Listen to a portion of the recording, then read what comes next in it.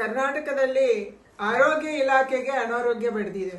ಆರೋಗ್ಯ ಇಲಾಖೆ ಭ್ರಷ್ಟಾಚಾರ, ಸ್ವಜನ ಪಕ್ಷಪಾತ, ನಿರ್ಲಕ್ಷ್ಯ, ದುರಾಂಕಾರ ಇದರಿಂದ ತುಂಬಿ ತುಳುಕಿ ಇವತ್ತು ನಮ್ಮ ರಾಜ್ಯದ ಮಹಿಳೆಯರ ಮತ್ತು ಮಕ್ಕಳ ಸಾವಿಗೆ ಕಾರಣ ಆಗ್ತಾ ಇದೆ.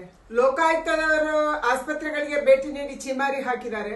ಹಲವಾರು ತಜ್ಞರ ತಂಡ ಆಸ್ಪತ್ರೆಗಳು ಸರಿಯಾಗಿ ನಡೀತಾ ಇಲ್ಲ ಅನ್ನುವಂತ ವರದಿಯನ್ನು ಕೊಟ್ಟಿದ್ದಾರೆ.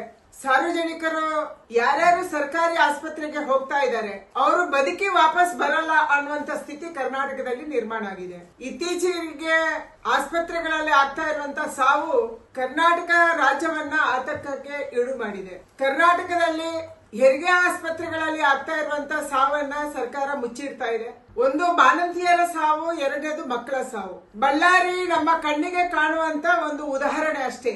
ಬಳ್ಳಾರಿಯಲ್ಲಿ ಒಟ್ಟು 5 ಸಾವಾಗಿದೆ. 4 ಬಳ್ಳಾರಿ ಜಿಲ್ಲಾಸ್ಪತ್ರೆಯಲ್ಲಿ, 1 ಬಿಮ್ಸ್ ಅಲ್ಲಿ. ಸಿಸೇರಿಯನ್ ಆದಂತ ಹೆಣ್ಮಕ್ಳು ಅವರಿಗೆ ಕೊಟ್ಟಂತ ಫ್ಲೂಯಿಡಿನ ಕಾರಣಕ್ಕಾಗಿ, ಗ್ಲುಕೋಸಿನ ಕಾರಣಕ್ಕಾಗಿ ಸಾವನ್ನಪ್ಪಿದ್ದಾರೆ. ವೈದ್ಯರ ತಂಡ, ರಾಜೀವ್ ಗಾಂಧಿ ಯೂನಿವರ್ಸಿಟಿ ಮತ್ತು ಬೇರೆ ಬೇರೆ ವೈದ್ಯರ ತಂಡ ಭೇಟಿ ನೀಡುತ್ತೆ.